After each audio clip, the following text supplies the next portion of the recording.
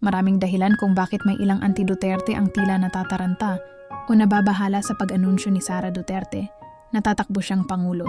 Narito ang maayos at balanseng paliwanag. 1. Malakas ang apelido at makinarya. Ang apelidong Duterte ay may malakas na recall dahil sa dating Pangulong Rodrigo Duterte.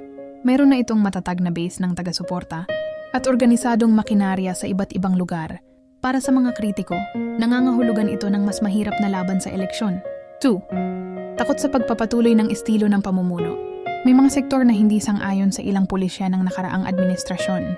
Kapag si Sara Duterte ang tumakbo, iniisip ng ilan na maaaring magpatuloy.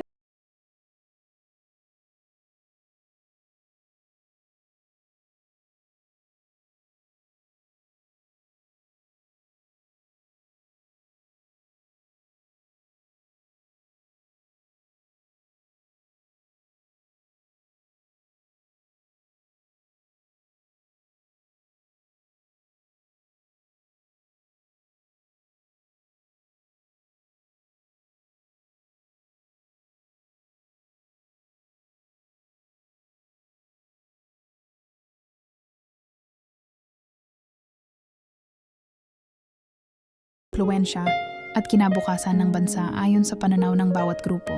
Sa demokrasya, normal ang ganitong reaksyon. May sumusuporta, may kumukontra. Sa huli, ang pinakamahalaga ay ang maayos na diskurso, respeto sa magkakaibang opinyon, at pagboto batay sa prinsipyo at maingat na pagsusuri. Kung gusto mo, maaari kitang bigyan ng mas malalim na pagsusuri. Halimbawa, epekto nito sa susunod na eleksyon o sa ekonomiya.